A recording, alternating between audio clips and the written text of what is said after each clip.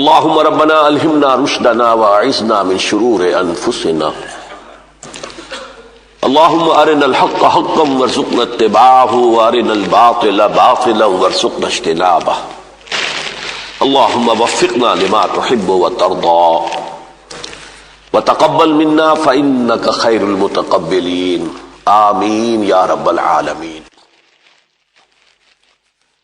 معزز حاضرین اور محترم خواتین، السلام علیکم ورحمۃ اللہ وبرکاتہ۔ آج میں جو بات آپ سے کرنے چلا ہوں، اس سے پہلے بھی اس موضوع پر مختلف حوالوں سے گفتگو ہوئی ہے۔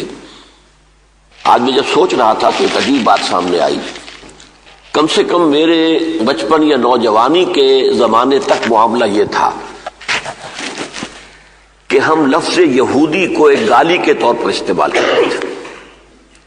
عام طور پر واقفیت بھی نہیں تھی کس بلا کا نام ہے یہودی کسے کہتے، بلکہ جیسے ہماری زبان میں لفظ سور ہے، آدمی بولنا بھی پسند نہیں کرتا، آخر وہ بھی حیوان ہے، اللہ کی مخلوق ہے، پیدا تو اللہ نے کیا ہے لیکن نجس۔ اسی طریقے سے یہودی کا لفظ زبان پر لاتے ہوئے بھی ایک ہچکچاہٹ سی ہوا کرتی تھی۔ آج وہی یہودی دنیا کی ایک بہت بڑی طاقت بن ہے۔ اس وقت کی جو عالمی سیاست ہے در حقیقت اس کے مظاہر کچھ اور ہیں، سامنے کچھ اور آ رہا ہے، لیکن بباطن جو اصل مسئلہ ہے وہ یہود کا ہے۔ اور اب بہت حد تک لوگوں میں آگاہی بھی ہے کہ یہ قوم ہے، ایک نسل ہے۔ ہم یہ تو پڑھتے رہے شروع سے، سورہ فاتحہ کا ترجمہ ہوا یا ذرا سی تفسیر دیکھی تو مغضوب علیہم سے مراد یہودی ہے جن پر غضب ہوا اللہ کا۔ اور ظاہر بات ہے کہ کم سے کم میرے بچپن اور نوجوانی کے دور تک ان کی دنیاوی اعتبار سے کوئی حیثیت نہیں تھی۔ یہ تو 1948 میں اسرائیل کے نام سے ایک ملک وجود میں آیا ہے تب سے، لیکن وہ اسرائیل کے حوالے سے بھی لوگ عام طور پر نہیں سمجھتے تھے کہ یہ یہودی ہے۔ وہ اسرائیل ایک نیا لفظ تھا کہ جو آیا ہے سامنے۔ تو آج میں یہ چاہتا ہوں کہ آپ سوچیں عذرو قرآن یہ کون ہے، ان کا معاملہ کیا ہے، ہمارے ساتھ ان کی نسبت کیا ہے، قرآن مجید نے ان کا جو ذکر کیا ہے وہ کن حوالوں سے کیا ہے۔ یہ بات جان لیجئے کہ یہود یا بنی اسرائیل ہم سے پہلے کی امت مسلمہ تھی۔ جیسے ہم حضرت محمد صلی اللہ علیہ وسلم کے امتی ہیں، یہ حضرت موسیٰ علیہ السلام کے امتی تھے۔ جیسے حضرت محمد صلی اللہ علیہ وسلم حضرت ابراہیم کی نسل سے ہیں، اسی طرح حضرت اسحاق ان کے دوسرے بیٹے، پھر ان کے پوتے یا حضرت اسحاق کے بیٹے یعقوب جن کا لقب تھا اسرائیل۔ اسرائیل کے معنی ہے عبرانی زبان میں عبداللہ۔ تو حضرت یعقوب جو عبداللہ اسرائیل تھے، ان کے 12 بیٹے تھے، وہ بنو اسرائیل کہلائے، اسرائیل کے بیٹے۔ اور ان 12 بیٹوں سے جو پھر قوم ابھری اور لاکھوں لوگ پیدا ہوئے وہ بنی اسرائیل یا بنو اسرائیل کہلائے۔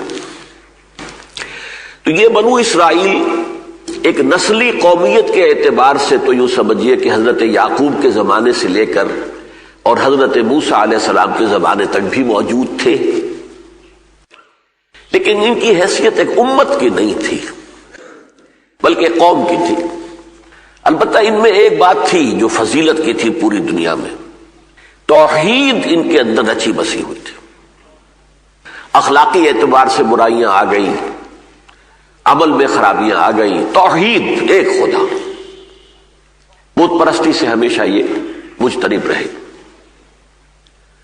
پھر حضرت موسیٰ علیہ السلام کے زمانے سے انہیں ایک امت کی حیثیت حاصل ہوئی۔ امت بنتی ہے کتاب کی بنیاد پر۔ جب تورات عطا ہوئی انہیں، اب یہ امت بن گئے۔ یہ 1400 قبل مسیح کا واقعہ ہے، حضرت مسیح علیہ السلام سے 1400 برس قبل۔ آج 2000 ہو گئے ہیں حضرت مسیح کے بعد، 2003 میں ہم بیٹھے ہوئے ہیں، تو اس میں 1400 اور ایڈ کیجئے تو 3400 سال قبل آج سے انہیں تورات عطا کی گئی حضرت موسیٰ علیہ السلام کو، اور اس وقت سے یہ امت بن گئے۔ سورہ بنی اسرائیل کی دوسری آیت ہے وَآتَيْنَا مُوسَى الْكِتَابَ وَجَعَلْنَاهُ هُدًى لِبَنِي إِسْرَائِيلَ أَلَّا تَتَّخِذُوا مِن دُونِي وَكِيلًا، اور ہم نے موسیٰ کو کتاب عطا فرمائی اور اسے ہم نے بنی اسرائیل کے لیے ہدایت بنایا۔ اب یہ نوٹ کر لیجئے گا فرق یہیں سے، قرآن ہدی للناس بن کر آیا ہے، پوری نوع انسانی کے لیے ہدایت، اور تورات ہدی لبنی اسرائیل صرف بنی اسرائیل کے لیے ہدایت نامہ تھی۔ یہ ایک فرق کو نوٹ کرتے چلے آئیے۔ بہرحال اس وقت سے یہ امت جو ہے یہ دنیا میں ایک امت مسلمہ کی حیثیت سے قائم رہی۔ ان کا اپنے بارے میں زوم بھی بہت ہو گیا کہ ہم اللہ کے بڑے چہیتے ہیں، لاڈلے ہیں، اور واقعہ یہ ہے کہ ان پر اللہ کا فضل بہت بڑا ہوا ہے، بہت بڑا ہوا ہے، اس میں کوئی شک نہیں۔ حضرت موسیٰ کے ذریعے سے اللہ تعالیٰ نے فرعونیوں کی غلامی سے نجات دلائی، بڑے بڑے معجزے جو ہیں 9 معجزے حضرت موسیٰ کے ذریعے سے دکھائے گئے، اور وہ بھی ابھی ایکسوڈس سے پہلے، مصر سے نکلنے سے قبل۔ اس کے بعد ایک ایک معجزہ، سمندر پھٹ گیا ان کو راستہ دینے کے لیے حضرت موسیٰ کے ایک عصا کے ضرب سے، اسی عصائے موسوی کے ضرب سے ایک چٹان سے 12 چشمے بہہ نکلے، ہر قبیلے کا علیحدہ، تاکہ یہ کہ آپس میں لڑے نہیں۔ قبائلی زندگی تھی، لڑائی ہوتی ہے، پانی پر لڑائی ہوتی تھی، تو ہمارے دیہات میں بھی ہوتی ہے۔ تو اللہ نے 12 چشمے، قد علم کل اناس مشربہم، ہر قوم نے اپنا، ہر قبیلے نے اپنا جو ہے گھاٹ معین کر لیا، ہمیں یہاں سے پانی لینا۔ صحرائے سینا میں انہیں دھوپ کی سختی نے ستایا، فظللنا علیکم الغمام، تو ان کے اوپر جو ہے ایک ابر جو ہے وہ مسلسل چل رہا تھا، جیسے وہ صحرائے سینا میں 6 لاکھ کی تعداد میں ایک قافلہ چل رہا تھا، ایسے ہی ابر چل رہا تھا۔ بھوک لگی تو من و سلوہ، معجزانہ طریقے پر انہیں اللہ تعالیٰ نے غذا دی، پھر انہیں اللہ نے کتاب دی۔ صحرائے سینا میں کوہ طور ہے، وہاں بلا کر اور 40 دن کا ایک چلہ کروا کے، جس میں کہ مسلسل روزہ تھا 40 دن کا، پھر حضرت موسیٰ کو تورات دی گئی، اور تورات سے مراد ہے احکام 10، یہ 10 کمانڈمنٹس، جو کہ پتھر کی سلوں کے اوپر کندہ تھے، جو دیے گئے حضرت موسیٰ علیہ السلام کو، اور وہ لے کر آپ آئے۔ یہ امت جو ہے 2 اعتبارات سے قرآن مجید میں ان کا ذکر بہت تفصیل سے آیا۔ ایک تو حدیث نبوی ہے لَتَتَّبِعُنَّ سُنَنَ مَنْ قَبْلَكُمْ، حضور نے فرمایا کہ اے مسلمانوں، تم بھی انہی لوگوں کے راستوں پر چلو گے جو تم سے پہلے تھے۔ فرمایا یہاں تک کہ اگر وہ گوہ کے بل میں گھسے تھے تو تم بھی گھسو گے، اور اگر ان میں سے کوئی ایسا بدبخت نکلا کہ جس نے اپنی ماں سے زنا کیا تو تم میں بھی کوئی نہ کوئی شقی ایسا ابھرے گا۔ لوگوں نے پوچھا کہ حضور کس کی طرف اشارہ ہے، کیا یہود اور نصارہ؟ فرمایا فمن، اس کے علاوہ اور کون، تم سے پہلی امت وہی تھے۔ تو واقعہ یہ ہے کہ سورہ بقرہ میں جو 10 رکوع مسلسل آئے ہیں، 5ویں سے لے کر اور 15ویں کے شروع تک، اس میں یہود کی جو گمراہیاں ہیں، عقیدے کی گمراہیاں، عمل کی گمراہیاں، ان سب کو تفصیل سے بیان کیا گیا۔ کیوں؟ ہمیں آئینہ دکھایا گیا، مسلمانوں تم میں بھی یہی ساری باتیں آئیں گی، بچو ان سے۔ مثلا انہیں زوم ہو گیا ہم تو اللہ کے بڑے لاڈلے اور چہیتے ہیں، ہمیں تو آگ چھو ہی نہیں سکتی، یا گنتی کے چند دن۔ ہمیں بھی زوم ہو گیا، ہم تو محمد کے امتی ہیں، ہمارا کیا سوال جہنم میں جانے کا، جائیں گے تو تھوڑی دیر کے لیے، پھر نکال لے گا اللہ۔ اللہ نے نہ تورات میں یہ وعدہ کیا، نہ قرآن میں وعدہ کیا۔ حقیقی ایمان جن کے دل میں ہو وہ تو صحیح ہے کہ اگر ان کے گناہوں کا پلڑا بھاری ہوا نیک اعمال سے تو وہ جہنم میں داخل کیے جائیں گے، اپنے گناہوں کے مقدار جو ہے وہ سزا پا کر پھر نکل آئیں گے۔ لیکن حقیقی ایمان دل میں ہو، یہ سنے کہ جو بھی نام کا مسلمان ہے، ایمان کی رمق کوئی نہیں ہے، اس سے یہ وعدہ نہیں ہے، یہ مسلمانوں سے وعدہ نہیں ہے، مومنین سے وعدہ ہے۔ اب یہ ایک علیحدہ مضمون ہے کہ مسلمان اور مومن میں فرق کیا ہے، میں اس وقت جا نہیں سکتا۔ اس کے لیے قرآن مجید میں جو فیصلہ کن آیات ہیں وہ سورہ الحجرات کی ہیں، 14 اور 15 نمبر آیات۔ قالت الاعراب آمنا قل لم تؤمنوا ولكن قولوا اسلمنا. یہ بدو دعویٰ کر رہے ہیں نبی کہ ہم ایمان لے آئے، ان سے کہہ دیجیے تم ہرگز ایمان نہیں لائے ہو، یہ کہہ سکتے ہو مسلمان ہو گئے. وَلَمَّا يَدْخُلِ الْإِيمَانُ فِي قُلُوبِكُمْ، ابھی تک تو ایمان تمہارے دلوں میں داخل تک نہیں ہوا. تو زبان پر اقرار باللسان جو ہے اس سے ایک مسلمان تو بن گیا آدمی، لیکن یہ کہ مومن بننا تو تب ہوتا ہے جب دل میں یقین پیدا ہو جائے. دلی یقین اگر ہو جائے تو پھر ٹھیک ہے، ورنہ نہیں. اور گمراہیاں بے شمار گمراہیاں. چنانچہ یہ بھی ہمارے اندر گمراہی پیدا ہوئی کہ ہم جب نبی کے پیروکار ہیں تو شفاعت تو ہمارا لازماً حق ہے، تو حضور ہمارے حق میں شفاعت کریں گے.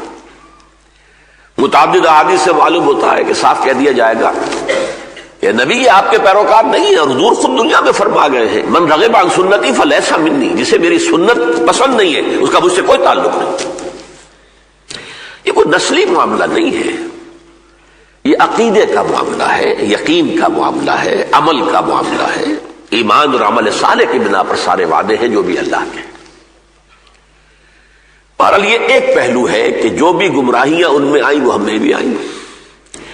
دوسری حدیث میں نے ابھی آپ کو سنائی ہے کہ حضور نے فرمایا لَيَأْتِيَنَّ عَلَىٰ أُمَّتِي مَا أَتَىٰ عَلَىٰ بَنِي إِسْرَائِيلَ حَزْبُ النَّعْلِ بِالنَّعْلِ. یہ ترمذی شریف کی روایت ہے. حضرت حضرت عبداللہ ابن عمرو ابن العاص رضی اللہ تعالی عنہما اس کے راوی ہیں. حضور نے فرمایا میری امت پر بھی وہ سارے حالات وارد ہو کر رہیں گے جو بنی اسرائیل پر ہوئے، بالکل ایسے جیسے ایک جوتی کے جوڑے کی دو جوتیاں ایک دوسرے کے مشابہ ہوتی ہیں. اب یہ مثال جو آپ نے دی تشبیہ بڑی فصاحت اور بلاغت والی ہے. دیکھیے جوتیوں کا جوڑا رکھا ہوا ہو زمین پر تو وہ مختلف نظر آئیں گے، ایک کا رخ ادھر ہے ایک کا رخ ادھر ہے پنجے کے حساب سے. تلوے ملا دیجئے تو بال برابر فرق ہوتے. تو ظاہر بات ہے کہ ان دو امتوں میں 2000 سال کا فصل ہے. 1400 قبل مسیح میں تورات دی گئی اور سابقہ امت جو ہے بنی اسرائیل یا یہود ان کی تاریخ شروع ہو گئی، اور 600 بعد مسیح میں حضور پر قرآن نازل ہوا. 610 میں پہلی وحی نازل ہوئی ہے. تو 1400 اور 600 جمع کیجئے 2000 سال کا فصل ہے. تو فصل تو یقیناً بہت ہوگا، لیکن یہ کہ اگر آپ جس کو آپ کہتے ہیں بین السطور بٹوین دی لائنز اگر دیکھیں تو معلوم ہوگا بعین ہی جو کچھ ان پر بیتا وہی ہم پر بیتا. اس موضوع پر میں نے ایک مضمون لکھا تھا سن 74 میں. تنظیم اسلامی کے قیام کا فیصلہ کر لیا تھا، ابھی باقاعدہ اس کی تاسیس نہیں ہوئی تھی. پھر میں مسجد خضرہ سمن آباد میں رمضان میں معتکف تھا، اعتکاف کی حالت میں مضمون میں نے لکھا تھا. اس وقت وہ آپ کو ملے گا یا تو تنظیم اسلامی کا تاریخی پس منظر کے نام سے ایک کتابچہ ہے. میں نے ہسٹوریکل سروے دیا ہے، سابقہ امت موجودہ امت ہے، اب امت کہاں کھڑی ہے، اب کرنا کیا ہے. ظاہر بات ہے کہ تاریخ کے تسلسل کے بغیر تو بات نہیں ہوتی. کہاں سے چلے تھے کہاں پہنچے ہیں، راستے میں کون کون سے مقامات آئے ہیں، اب کہاں جانا ہے، کیسے جانا ہے، راستہ کون سا ہے. پھر اس کا انگریزی میں ترجمہ بھی ہوا ہے، rise and fall of the Muslim امہ کے نام سے وہ کتابچہ انگریزی میں بھی ہے. سورہ بنی اسرائیل کے پہلے رکوع میں اللہ تعالیٰ نے بنی اسرائیل کے 4 ادوار کا ذکر کیا ہے. یہ دور گزر چکے تھے ان 2000 سالوں کے دوران جبکہ حضور صلی اللہ علیہ وسلم کی بعثت ہوئی ہے اس وقت تک، یعنی 1400 سال حضرت مسیح سے قبل اور 600 سال حضرت مسیح کے بعد 2000 ہو گئے. اس دوران میں 4 دور گزر چکے تھے، ایک عروج، پھر زوال، پھر عروج، پھر زوال. پہلا عروج جو ان کا یوں سمجھیے خلافت راشدہ کا دور کہلائے گا، جیسے ہمارے ہاں خلافت راشدہ کا دور. ذرّی عہد ہمارا کون سا ہے؟ خلافت راشدہ. اور اس میں 3 خلافتیں ہیں جو متفق علیہ ہیں. ابو بکر، عمر، عثمان. حضرت علی کی خلافت میں اختلاف ہو گیا. پورا عالم اسلام حضرت علی کی خلافت میں نہیں تھا، شام اور مصر باہر رہے. اسی طرح 3 بادشاہوں کا زمانہ ان کا ہے جو عہد زرعی ہے، حضرت طالوت، حضرت داؤد، حضرت سلیمان. بڑی عظیم مملکت ان کی رہی.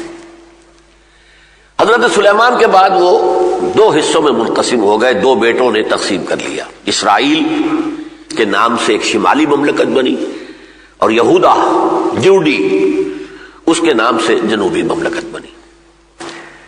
اسرائیل کا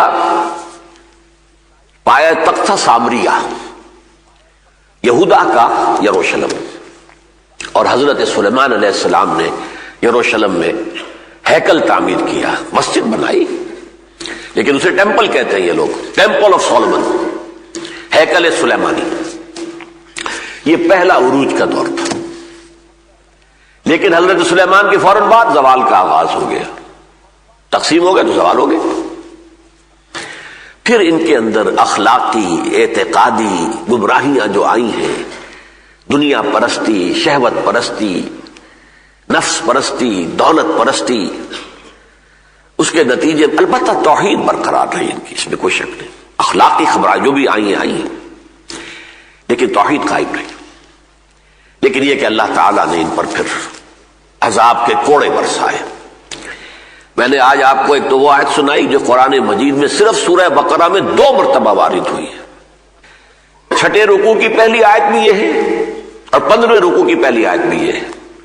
یا بنی اسرائیل اذکروا نعمتی التی انعمت علیکم وانی فضلتکم علی العالمین. اے بنی اسرائیل، ذرا میرے اس انعام و اکرام کو یاد کرو جو میں نے تم پر کیا تھا. میں نے تمہیں تمام جہان والوں پر فضیلت دی تھی. یہ قرآن کہہ رہا ہے، یہ تورات نہیں ہے، تالمود نہیں ہے، قرآن کہہ رہا ہے. لیکن پھر وہی قرآن ہے جو کہتا ہے ضربت علیہم الذلۃ والمسکنۃ وباؤوا بغضب من اللہ. ان پر ذلت اور مسکنت تھوپ دی گئی اور وہ اللہ کے عذاب کو لے کر لوٹے.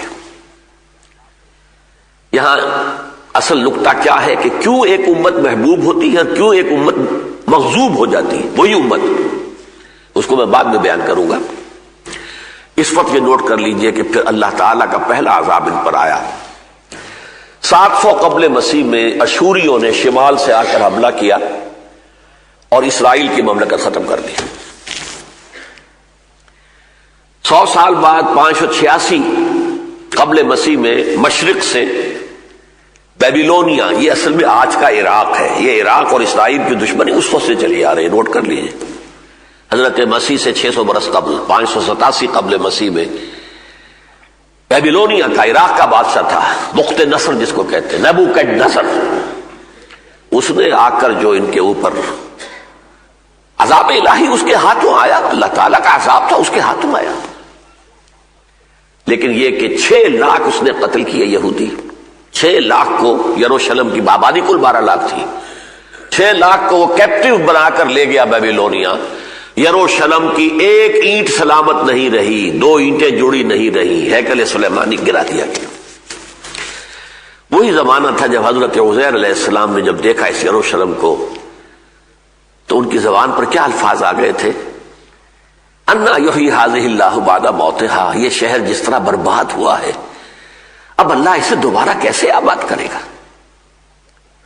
نبی ہیں اللہ کے عزیر علیہ السلام، لیکن تباہی اس درجے کی تھی، کوئی 2 اینٹیں سلامت نہیں، ہیکل ختم، ایک متنفس نہیں.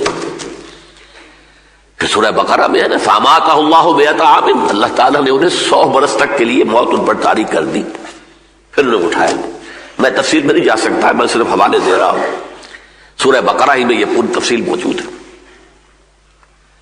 بہرحال یہ ان پر عذاب الہی کا پہلا دور عروج، دوسرا زوال. زوال کی انتہا 587 قبل مسیح، ہیکل سلیمانی، مسمار، یروشلم ختم، اینٹ سے اینٹ بجا دی گئی جسے کہتے ہیں. اور یہ لے جائے گئے جو بھی بچے کھچے تھے کیپٹیوز کی حیثیت سے، جیسے بھیڑوں بکریوں کے ریوڑ ہانک کے لے جاتے، پیدل چلا کر ان کو لے جایا گیا اور 150 برس یہ رہے ہیں وہاں کیپٹیوٹی میں. یہ ان کی تاریخ ہے. پھر حضرت عزیر علیہ السلام کو اللہ نے مبعوث کیا. ان میں ایک دعوت، تجدید ایمان، توبہ اللہ کی جناب میں توبہ کرو، ہوش میں آؤ، اپنے عمل درست کرو، اپنے اخلاق درست کرو، تو اللہ تعالیٰ تم پر رحم فرما دے گا۔ اس کے نتیجے میں اللہ نے رحم فرمایا۔ سائرس جو سورہ کہف میں جن کا ذکر ہے، ذوالقرنین، یہ ایران کے بادشاہ تھے اور بہت نیک آدمی تھے۔ انہوں نے عراق پر حملہ کیا، بیبیلونیا پر، بیبیلونیا کی سلطنت کو ختم کیا اور انہیں آزادی دے دی، تم واپس جاؤ، جا کر اپنا شہر جو ہے یروشلم آباد کر لو۔ یہ محسن اعظم ہے ذوالقرنین یہود کے۔ یہی وجہ ہے کہ یہودیوں نے سکھایا تھا کہ یہ سوال کرو ذرا محمد سے کہ اگر نبی ہے تو بتائیں ذوالقرنین کون تھے اور یہ اصحاب کہف کون تھے۔ یہ سوالات 3 تھے نا جو کروائے تھے امتحانی طور پر، جن کا جواب سورہ کہف میں آیا۔ بہرحال اس کے بعد سے ان کا ایک دوسرا دور عروج کا شروع ہوا، یہ واپس آئے، انہوں نے پھر دوبارہ ہیکل سلیمانی جو ہے وہ مسجد تعمیر کی، پھر مکابی پاور ایک بڑی زبردست سلطنت جو ہے وہ قائم رہی۔ یہ دوسرا عروج ہو گیا، پھر زوال آ گیا، پھر وہی عیش پرستی، وہی نفس پرستی، وہی دولت پرستی، وہی شہوت پرستی، پھر عذاب آیا۔ یہ دوسرا زوال تھا۔ پہلے یونانیوں نے حملہ کیا، سکندر اعظم رونتا ہوا گزر گیا۔ اس کے بعد اس کا جو بڑا جرنیل تھا سلیوکس، اس کی حکومت قائم رہی۔ وہ ذرا ہٹے تو پھر رومنز آ گئے، انہوں نے پیسا ان کو، یہاں تک کہ سن 70 عیسوی، اب یہ ذہن میں رکھیے، سن 70 عیسوی حضرت عیسیٰ اب آ چکے ہیں، رفع آسمانی ہو چکی ہے ان کی۔ اس وقت وہاں رومنز کا اقتدار تھا، پائلیٹس پونٹس رومن گورنر تھا، جس کے حکم سے بقول ان کے حضرت مسیح کو سولی پر چڑھایا گیا، اس لیے کہ یہودیوں کے علماء نے کہا تھا یہ مرتد ہے، واجب القتل ہے۔ اگرچہ اللہ نے انہیں زندہ آسمان پر اٹھایا، یہ بات دوسری ہے، انہوں نے تو چڑھایا۔ بہرحال سن 70 عیسوی میں انہوں نے ایک بغاوت کی رومیوں کے خلاف، جس کے نتیجے میں ٹائٹس ایک رومن جنرل تھا، اس نے پھر وہی تباہی دوبارہ جو ہے یروشلم کے اوپر آئی اس کے ہاتھوں۔ سن 70 عیسوی دوبارہ یروشلم مسمار، ہیکل سلیمانی مسمار، اور یہودیوں کو نکال دیا گیا فلسطین سے، بھاگ جاؤ یہاں سے، تم نکل جاؤ، تم یہاں نہیں رہ سکتے۔ اس تاریخ سے ان کا دور شروع ہوتا ہے جسے یہ ایکسوڈس کہتے ہیں، ایکسوڈس، ڈایاسپورا، ہمارا دنیا میں منتشر ہو جانے کا دور شروع ہو گیا۔ کچھ ایشیا کے مختلف علاقوں میں آ گئے، کچھ یورپ میں چلے گئے، کوئی افریقہ میں چلے گئے، کوئی کہیں چلا گیا، کوئی کہیں چلا گیا، لیکن یہ کہ فلسطین سے ان کو نکال دیا گیا۔ یہاں سے یوں سمجھیے کہ جو دوسرا دور زوال ہے وہ اپنی انتہا کو پہنچ گیا، اور یہ وقت کیا تھا؟ حضور کی ولادت سے 500 برس قبل۔ حضور کی ولادت 571 عیسوی میں ہوئی ہے اور 70 عیسوی میں یہ ہو چکا تھا، تو حضور کی ولادت سے 500 قبل یہ واقعہ ہوا۔ یہ ڈایاسپورا ان کا جو 70 عیسوی سے چلا تھا، 1917 عیسوی تک چلا ہے۔ 1847 برس ان پر ایسے گزرے ہیں کہ ان کا کوئی عمل دخل فلسطین میں نہیں تھا، بالکل۔ یہ میں نے آپ کو یہود کی تاریخ کا اجمالی تجزیہ کیا، جو سورہ بنی اسرائیل کے پہلے رکوع کی 4-5 آیات میں آیا ہے۔ وَقَضَيْنَا إِلَىٰ بَنِي إِسْرَائِيلَ فِي الْكِتَابِ لَتُفْسِدُنَّ فِي الْأَرْضِ مَرَّتَيْنِ وَلَتَعْلُنَّ عُلُوًّا كَبِيرًا۔ اب اسی کے آئینے میں دیکھیے، مسلمانوں کا پہلا دور عروج، عربوں کی زیر قیادت، خلافت راشدہ، پھر بنو امیہ، بنو عباس، زبردست سلطنت، دنیا میں ڈنکا بج رہا ہے۔ زوال آیا، پہلے شمال سے آئے، جیسے ایشوری آئے تھے ویسے ہی شمال سے کروسیڈرز آئے۔ 1099 عیسوی میں یروشلم مسلمانوں کے ہاتھوں سے نکل گیا۔ 88 برس تک کروسیڈرز اس پر قابض رہے، عیسائی، یورپ کے عیسائی۔ 1187 میں صلاح الدین ایوبی نے واپس لیا۔ اس کے بعد جیسے مشرق سے آئے تھے نبوکدنضر، مسلمانوں پر مشرق سے آئے تاتاری ہورڈز، کروڑوں مسلمان قتل ہوئے۔ پورا یہ خراسان کا علاقہ وسیع و عریض یہ تمام جو روسی ترکستان کہلاتا تھا، پورا افغانستان، پورا ایران تہس نہس. یہاں تک کہ میں آپ کو بتاؤں کہ جس زمانے میں پڑھ رہا تھا ان کی تاریخ، دہشت کا یہ عالم ہو گیا تھا تاتاریوں کی کہ اگر ایک مسلمان 20 مسلمان ہیں اور ایک تاتاری آتا نہتا، وہ کہتا کھڑے رہو یہاں پر، میرے پاس ابھی تلوار نہیں ہے، میں جا کے گھر سے تلوار لا کر تمہیں قتل کروں گا. وہ سب کھڑے رہتے تھے بھیڑوں بکریوں کی طرح. وہ تاتاری جاتا تھا، تلوار لے کے آتا تھا اور 20 کو ذبح کرتا تھا. یہ دہشت تھی. اور یہ ہے وہ عذاب جو اللہ تعالیٰ نے لفظ استعمال کیا، ضربت علیہم الذلۃ والمسکنۃ. قتل ہو جانا اور ہے، شکست ہو جانا اور ہے. اصل سبب کیا ہوتا ہے؟ کمزوری، کم ہمتی. ذلت کسے کہتے ہیں؟ ذلیل، کمزور. مسکنہ، بے ہمتی. قوم کے اندر سے مقاومت، مقابلے کی طاقت ختم ہو جاتی. اب اس کی مثال سمجھ لیجیے آپ. بھائی تم 10 آدمی ہو، 20 آدمی ہو، مارو اس کو ایک کو. تاتاری ہے، تاتاری ہے، تاتاری ہے، تاتاری ہے. یہ ہمارا زوال جو ہے 1258 میں بنو عباس کا آخری خلیفہ، اسے محل سے نکالا گیا مستعصم باللہ کو تاتاریوں نے، اور ایک جانور کی کھال میں لپیٹ کر سڑک پر ڈال دیا اور اس کے اوپر سے پھر گھوڑے دوڑا دیا. ہمارا جو دوسرا جو دور آیا ہے وہ انہی تاتاریوں کی نسل سے آیا ہے جنہوں نے کروڑوں کو قتل کیا تھا، پھر اللہ نے انہیں اسلام کی توفیق عطا کر دی. ہے آیا فتنہ تاتار کے افسانے سے، پاسماں مل گئے کعبے کو صنم خانے سے. وہی مسلمان ہوئے. انہی میں مغل بھی تھے، ان میں ترکان صفوی بھی تھے، ترکان عثمانی بھی تھے. دی گریٹ آٹومان امپائر، خلافت بھی ان کے پاس آ گئی 400 برس تک. یہ سب کون تھے؟ عرب نہیں تھے. یہ اصل میں ترکس، مغلس، تاتاریس. تو عظیم سلطنت دنیا میں قائم ہوئی. پھر ہمارا حال وہی ہوا، عیاشیاں، دنیا پرستیاں. نتیجہ کیا نکلا؟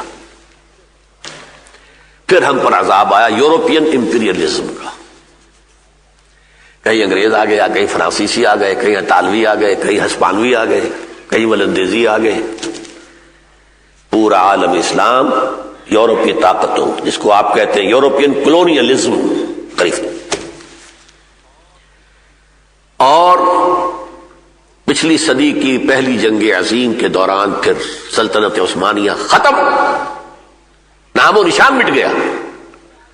جو 3 بر اعظموں پر محیط تھی، پورا شمالی افریقہ، پورا مغربی ایشیا، پورا مشرقی یورپ، ایک عظیم مملکت، نام و نشان ختم. چھوٹا سا ملک ترکی باقی رہ گیا، یا اس کے باقیات الصالحات ہیں. یہ بوسنیا میں ہے، یہ کوسوو میں ہے، یہ میسیڈونیا میں ہے، یہ فلاں ہے، یہ فلاں ہے. یہ اس کے باقیات الصالحات ہیں. اس ٹرک ڈومینیشن کے دور کے یہ بچے کچھ اثرات ہیں. بلغاریہ میں ہے، یوگوسلاویہ میں ہے، یہ مشرقی یورپ جو کہ پورا کا پورا ترکوں کے زیر نگین تھا، ان کی عظیم سلطنت اور مملکت. یہ 4 دور ہم پر مکمل ہو گئے تھے. 5واں دور میں نے آپ کو بتایا کہ یہود کا شروع ہوا پچھلی صدی کے آغاز میں. 1897 میں زائنزم کی ایک موومنٹ شروع ہوئی اور پروٹوکولز انہوں نے اپنے معین کیے. 20 برس کے اندر انہوں نے اتنا اثر و رسوخ حاصل کر لیا کہ برطانیہ جو اس وقت کی سپر پاور تھی، پوری دنیا کی عظیم ترین مملکت، جس کے بارے میں کہا کرتے تھے، ہم بھی کہتے تھے بچپن میں، جس پر سورج غروب نہیں ہوتا، وہ عظیم سلطنت گریٹ برٹن. اس کے ذریعے سے سند مل گئی یہودی واپس آ کر فلسطین میں آباد ہو سکتے ہیں. 1917 کا بالفور ڈکلریشن. یہ آئے کچھ جائز طریقے سے، کچھ ناجائز طریقوں سے، دباؤ ڈال کر دھونس سے، دھن سے، فلسطینیوں سے جو وہاں آباد تھے، ان کی جائیدادیں خریدی، مکان خریدے، ان کے کھیت خریدے. دھن سے اس طرح کہ کہا بھائی تمہارے مکان کی کیا قیمت، کیا مانگتے ہو؟ اس نے کہا 2 لاکھ. 3 لاکھ دیتا ہوں لیکن کل نکل جاؤ یہاں سے. پیسہ بے تحاشا تھا، بینکرز کی موومنٹ تھی، پورے یورپ کو جکڑا ہوا تھا اپنے بینکنگ کے نظام کے اندر، زائنسٹ۔ اس کے بعد یوں سمجھیے کہ 31 برس کے بعد 1948 میں اسرائیل قائم ہو گیا۔ اب یہودی دنیا کی سطح پر آیا، ایک مملکت، ایک چھوٹی سی اپنی حکومت۔ یہ ہے وہ معاملہ جس سے کہ آج ہم دو چار ہیں۔ میں نے جو وہ مضمون جس کا میں نے حوالہ دیا جو سن 74 میں لکھا تھا، میری کچھ خوش فہمی تھی، رجائیت تھی۔ میں نے اس میں لکھا تھا کہ شاید امت مسلمہ کے زوال کے آخری نقطے تک ہم پہنچ چکے ہیں، اب ہمارا عروج شروع ہو جائے گا دوبارہ۔ ایک وقت تھا نا جب کہ حالی نے کہا تھا، اے خاصہ خاصان رسول وقت دعا ہے، امت پہ تیری آ کے عجب وقت پڑا ہے۔ وہ دین جو بڑی شان سے نکلا تھا وطن سے پردیس میں، وہ آج غریب الغربا ہے۔ پستی کا کوئی حد سے گزر نہ دیکھے، اسلام کا گر کر نہ ابھر نہ دیکھے، مانے نہ کبھی کہ مد ہے ہر جزر کے بعد دریا کا ہمارے جو اتر نہ دیکھے۔ لیکن اس کے بعد ایک رینائسنس شروع ہوا، تحریکیں شروع ہوئی۔ مخزومی پارٹی انڈونیشیا میں، جماعت اسلامی ہندوستان میں، تبلیغی جماعت ہندوستان میں، فدائین ایران میں، اخوان المسلمون مصر میں اور عرب میں، اور سعید نورسی کی تحریک ترکی میں وغیرہ وغیرہ۔ توقع ہوئی تھی کہ اب ہم بھی جاگ رہے ہیں۔ یہودیوں کو بھی دوبارہ عروج ہوا، ان کا عروج ہو رہا 1847 سال کے بعد، سن 70 عیسوی سے اور 1917 تک، جبکہ انہیں دوبارہ آ کر آباد ہونے کی اجازت ملی۔ ہم بھی ایک ایک کر کے آزاد ہو گئے۔ ہندوستان میں سے بھی 2 ٹکڑے مسلمانوں کے آزاد حکومت کے بن گئے، مشرقی مغربی پاکستان۔ باقی یہ کہ انڈونیشیا آزاد ہو گیا، ملائیشیا آزاد ہو گیا، عرب ممالک ایک ایک کر کے آزاد ہوتے چلے گئے۔ تو مجھے بڑی خوش فہمی تھی کہ غالباً ہمارے دوسرے زوال کا جو آخری انتہائی مقام تھا زوال کا، وہ اب گزر چکا، جبکہ 1967 میں اسرائیل نے عربوں کو شرمناک شکست دی۔ اسرائیل جب قائم ہوا تھا وہ چھوٹی سی چیز تھا۔ سن 67 میں اس نے سینائی پیننسولا لے لیا مصر سے، گولان ہائٹ لے لیے شام سے، ویسٹ بینک پورا لے لیا اردن سے، جارڈن سے، اور بیت المقدس جو اس وقت ڈیوائیڈڈ تھا، آدھا یہودیوں کے پاس تھا، آدھا مسلمانوں کے پاس تھا، اور مسجد اقصی اور قبۃ الصخرہ یہ مسلمانوں کے پاس تھے۔ لیکن سن 67 میں پورا ویسٹ بینک بشمول پورے یروشلم کے ان کے قبضے میں۔ بدترین شکست، 6 Days War of 1967 یاد کیجئے۔ لیکن اتنی ہی شرمناک شکست ہمیں ہوئی سن 71 میں مشرقی پاکستان میں۔ 95,000 پاکستانی کڑیل جوان ہندو کے قیدی بنے، ملک 2 ٹکڑے ہو گیا۔ اس کے بعد جو ویو آئی تھی غالباً 74 یا 73 میں، جو وہ ہمارا مسلمان ممالک کا یہ کانفرنس ہوئی تھی لاہور میں، تمام سربراہان مملکت جو تھے مسلمانوں کے جمع ہوئے تھے، اس میں بڑا یوفوریا سا تھا۔ معلوم ہوتا ہے کہ وہ جو اقبال نے بات کہی تھی، شاید اس کا وقت آ گیا ہے کہ کتاب ملت بیضا کی پھر شیرازہ بندی ہے، یہ شاخ ہاشمی کرنے کو ہے پھر برگوبر پیدا۔ لیکن میں افسوس کے ساتھ یہ عرض کر رہا ہوں، سن 74 کی بات کو اب 28 برس ہو گئے، اب میری رائے بدل گئی ہے۔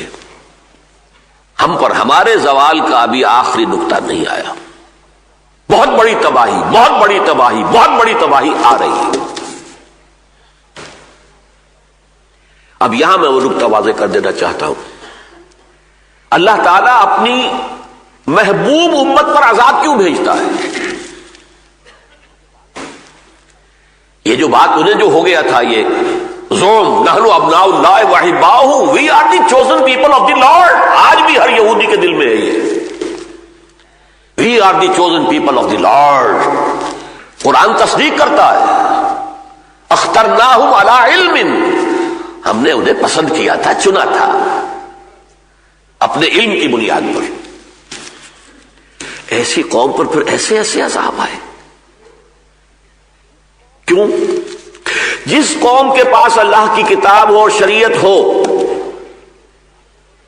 وہ گویا کہ اللہ کی زمین پر اللہ کی نمائندہ ہوتی ہے, ریپرزینٹیٹو آف اللہ آن ارتھ.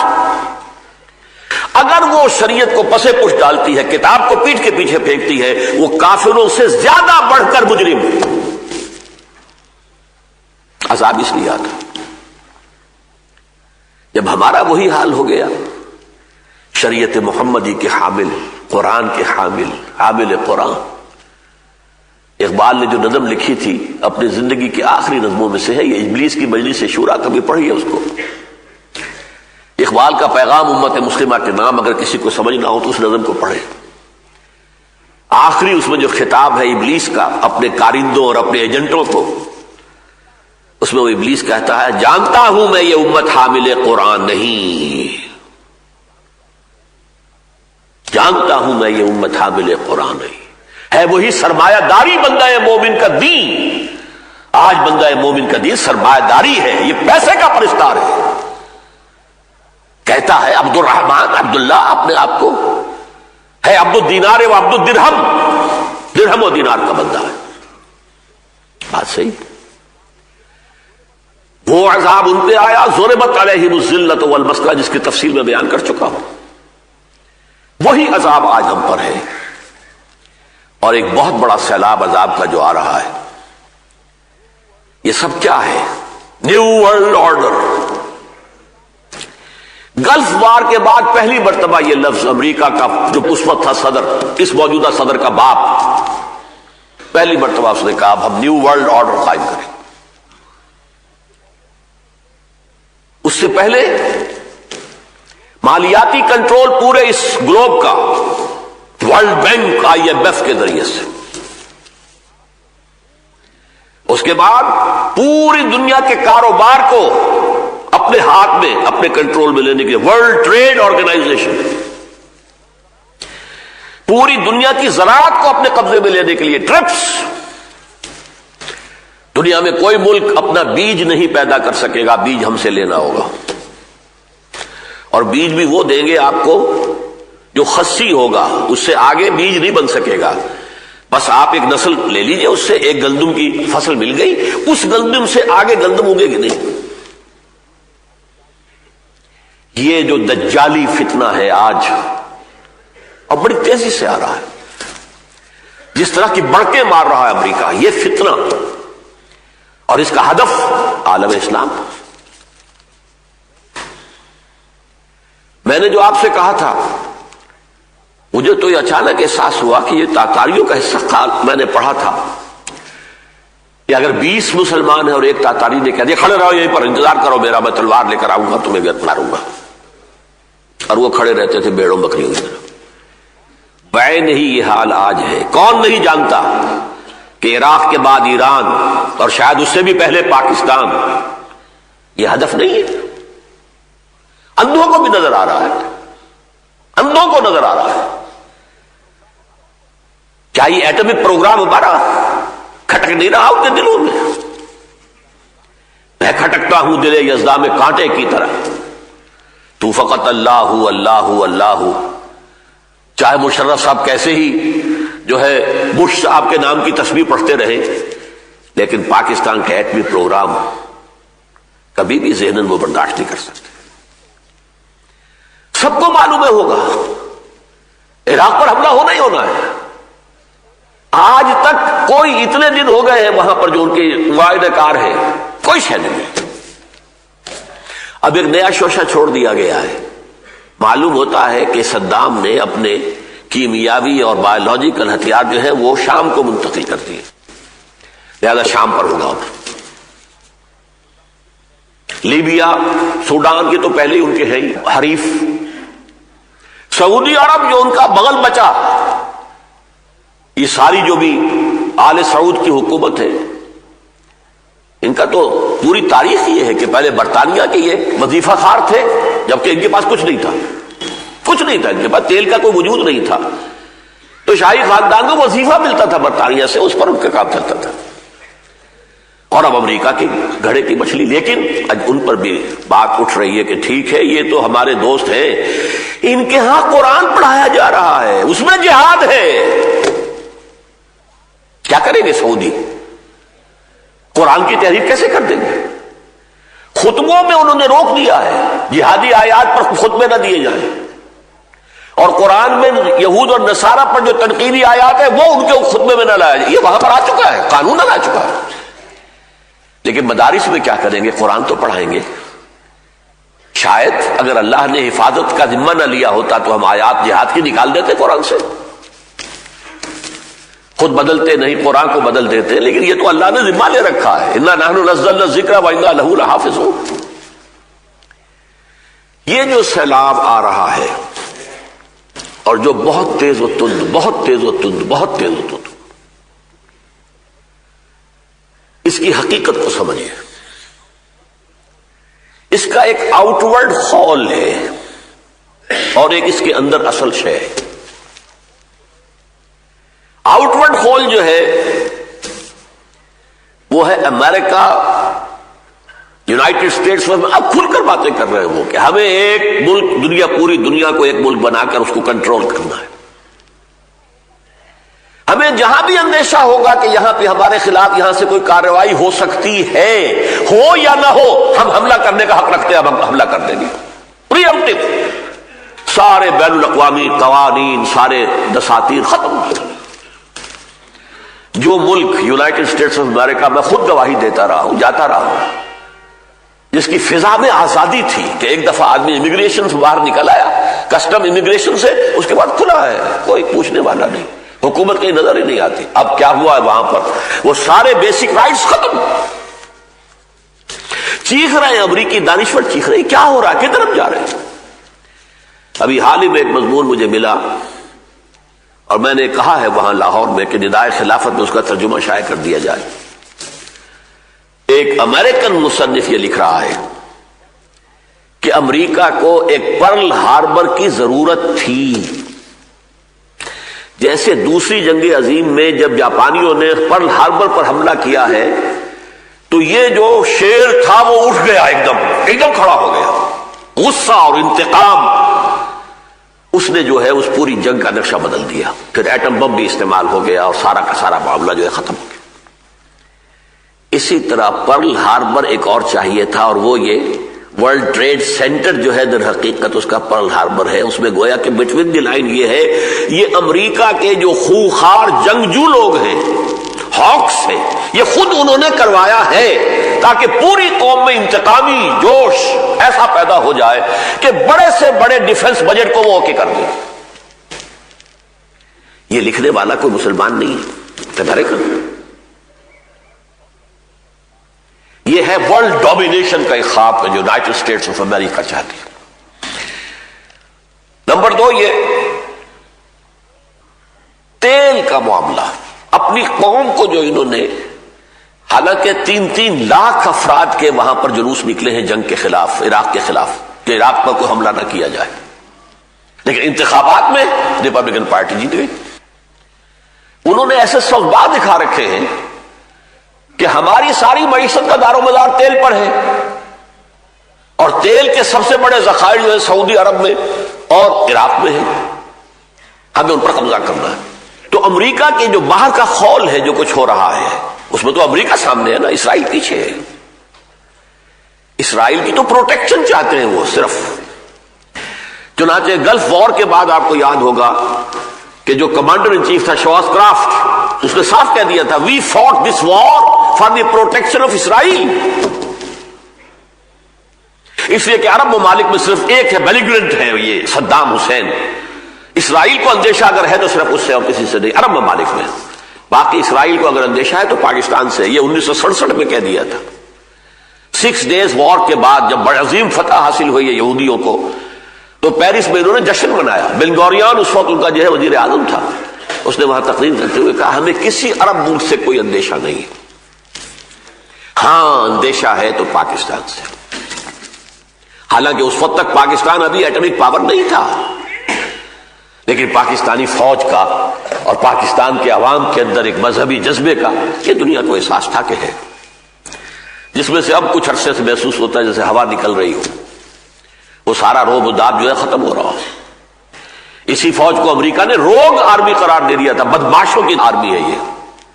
لیکن جب مشرف صاحب جو ہے 200% بش صاحب کی جیب میں چلے گئے، 100% ہی نہیں 200%، اب تھوڑا سا آپ کو انہوں نے ذرا نظر انداز کیا ہوا ہے، ورنہ یہ کہ آپ بچنے والے تو نہیں۔ سارے عرب ممالک کو محسوس ہو رہا ہے، ان کی آنکھوں کے سامنے ہو رہا ہے جو کچھ ہو رہا ہے فلسطین کے اندر۔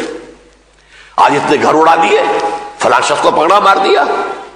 کہاں اسرائیل کے اندر ایک فلسطینی ریاست کے قیام کا مرحلہ آ گیا تھا، اوسلو ایکارڈ سے لے کر اور وائی ریور ایکارڈ اور واشنگٹن ایکارڈ اور فلاں ایکارڈ، اور اب تو فلسطینی ریاست قائم ہونے ہی کی بات تھی۔ کہاں یہ سب نسیم منسیہ ہوا ہو گئی باتیں، سارا قبضہ کیا ہوا، جب چاہے جدھر چاہے دندناتا ہوا اپنے ٹینک لے جائے۔ آج اتنے مسلمانوں کو مار دیا، آج اتنوں کو مار دیا، آج اتنے گھر اڑا دیے، آج اتنے گھر اڑا، اور صاف کہہ رہا ہے وہ شیرون صاف کہہ رہا ہے ہم ان کی قبر توڑ دینا چاہتے ہیں، کوئی ایکٹیوسٹ باقی نہ رہے۔ اور یہ الفاظ اب کہے جا رہے ہیں کہ زیادہ سے زیادہ انہیں وہ سٹیٹس دیا جائے گا جو امریکہ میں جو اصل امریکہ کے رہنے والے ہوتے تھے، ریڈ انڈینز، جس طرح ان کو بس تھوڑے ریزروز کچھ بنا دیے گئے تھے کہ تم ان علاقوں میں رہ سکتے ہو، بس سول رائٹس تمہارے اور کوئی حق تمہارا نہیں۔ وہ ایک پریزرو کرنے کے لیے انہیں وہ گویا کہ ایک طرح کا چڑیا گھر بنانے کے حد تک جو ہے یہ حال دیکھ رہے، 30 کروڑ عرب دیکھ رہے، یہ ہے وہ ضربت علیہم الذلۃ والمسکنہ۔ 1.5 ارب انسان ہے مسلمان دنیا میں، 60 مسلمان ملک ہے دنیا میں۔ مجال نہیں کہ اب بھی کوئی خیال ہو کہ کہیں کسی طرح جمع ہو جائیں، کوئی جڑے، کوئی بیٹھ کر سوچے کیا طوفان آ رہا ہے، کیا ہمارے ساتھ ہو رہا ہے۔ ہم بڑے دوست ہیں امریکہ کے، اور ہمارے شہریوں کے ساتھ امریکہ میں جو حشر ہو رہا ہے۔ ایک مسلمان پروفیسر کینیڈا سے چلتا ہے، واشنگٹن میں ایک کانفرنس میں اسے شرکت کرنی ہے، دعوت نامہ آیا ہوا ہے، لیکن جرم صرف یہ ہے کہ پاکستان میں پیدا ہوا تھا، وہ کینیڈین شہریت ہے۔ 14 گھنٹے اسے خراب کیا ہے، تنگ آ کر اس نے کہا کہ چھوڑو میں جا رہا ہوں واپس، کہ واپس بھی نہیں جا سکتے جب تک کہ تمہارے فنگر پرنٹس نہ لے لیے جائیں اور تمہارے فوٹو، اب جا بھی نہیں سکتے۔ یہ ہو رہا ہے، اور ہماری حکومت ڈاکٹر عامر عزیز کو اٹھا کر لے گئے تھے، ڈاکٹر احمد خواجہ انتہائی نیک آدمی، انتہائی نیک آدمی۔ اب ظاہر بات ہے کہ جو لوگ نیک ہیں انہی کے اندر تو کوئی جذبہ تھا نا کہ کوئی افغانوں کی مدد کرے۔ افغان جو لوگ دنیا دار پیٹ کے بندے ہیں، انہوں نے کہا ہے کچھ سوچنا تھا کہ کیا ہو رہا ہے ہمارے پڑوس میں، جن کو کچھ خیال تھا کہ ملت اسلامیہ کا خیال تھا، اخوت اسلامی کا خیال تھا، انہوں نے کوئی مدد کی ہے نا۔ لیکن یہ اب اتنا بڑا جرم ہے، خاندان کے 9 افراد ایک رات میں اٹھا کے لے گئے، کراچی سے گئے ہوئے ان کے ماموں جو ہیں 80 برس کے ان کو بھی لے گئے، اور یہ پاکستان میں ہو رہا ہے۔ کہاں ہے ہماری حاکمیت؟ Where is that sovereignty؟ کھیل ہے جس کے اندر لگا دیا گیا ہے، کھیلو، الیکشن ہے، یہ ہے، وزارتیں ہو رہی ہیں، یہ چلو کرتے رہو، یہ تمہارا میوزیکل چیئر ہے، اصل اختیار کس کے پاس ہے؟ یہ ہے اصل میں وہ عذاب۔ اور یہ نوٹ کر لیجئے، میں نے چونکہ یہود کی تاریخ سے اس کا تقابل کیا ہے، یہود کا سابقہ امت کا جرم اکیرا ہے، ہمارا دوہرا ہے۔ کیوں؟ یہود کے ذمے یہ کام نہیں تھا کہ وہ اللہ کی دین بقیہ دنیا تک بھی اس کی دعوت پہنچائے، ان پر صرف یہ تھا کہ عمل کرو، تمہیں جو تورات دی گئی، کتاب دی گئی، اس پر عمل کرو۔ بے عملی یا بد عملی کے مجرم تھے، یہ نہیں کہ ان کے ذمے یہ تھا کہ اسے پہنچانا بھی ہے پوری دنیا تک، نہیں۔ خدل بنی اسرائیل، وہ کتاب بھی دی گئی تھی تو بنی اسرائیل کے لیے دی گئی تھی صرف، یہاں تک کہ عیسیٰ بھی بھیجے گئے تو رسولاً الی بنی اسرائیل، صرف بنی اسرائیل کی طرف رسول بنا کر بھیجے گئے تھے۔ محمد الرسول اللہ صلی اللہ علیہ وسلم وما ارسلناک الا کافۃ للناس بشیرا ونذیرا، ہم نے آپ کو نہیں بھیجا ہے محمد مگر تمام دنیا والوں کے لیے بشیر و نذیر بنا کر۔ اس امت کے ذمہ یہ تھا کہ تم خیر امت ہو، اخرجت للناس، کنتم خیر امت اخرجت للناس تأمرون بالمعروف وتنہون عن المنکر وتؤمنون باللہ. ہمارے ذمہ تو پوری دنیا تک اسلام کو پہنچانا تھا. وجہ یہ کہ ہم نے خود بھی اسلام کا دامن چھوڑ دیا. پوری دنیا میں کوئی ملک نہیں جسے ہم پیش کر سکیں یہ اسلام کی ایک مثال ہے, نمونہ ہے. اور سب سے بڑی بدبختی ہماری, ہم نے ہندوستان کو تقسیم کرایا, بہت خونی لکیر کھنچوائی, لاکھوں آدمی مارے گئے, ہزارہ عصمتیں لوٹی اسلام کے نام پر. وہ اسلام آج تک نہیں ہے. یہ فحاشی پریانی اب اس تیزی سے بڑھ رہی ہے. 33% خواتین یونین کونسل کے لیول کے اوپر بھی لا کر میدان میں بٹھا دی گئی. اور یعنی کا, بے حجابی کا, مخلوط معاشرت کا جو سیلاب ہے یہاں اب آ رہا ہے, کبھی نہیں آیا. پوری دنیا میں کہیں نہیں ہے کہ 33% جو ہے خواتین کے لیے ریزرو ہو, پوری دنیا میں نہیں. بڑے سے بڑے ترقی یافتہ ممالک جو کہلاتے ہیں دعوے دار ہے, کیا امریکہ میں ہے, کیا برطانیہ میں ہے, کہاں ہے, کہیں نہیں.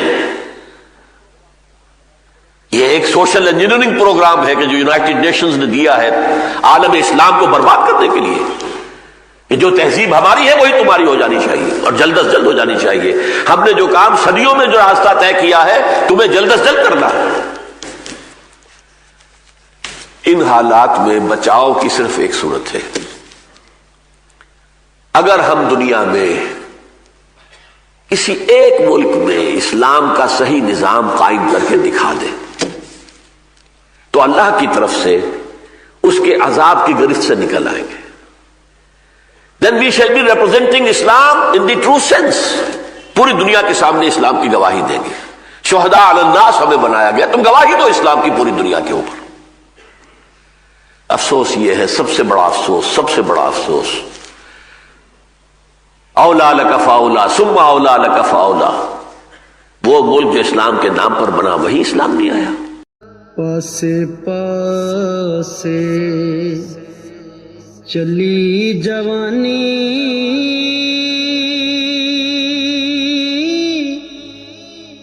تے پاس نہ سدیا یاراں,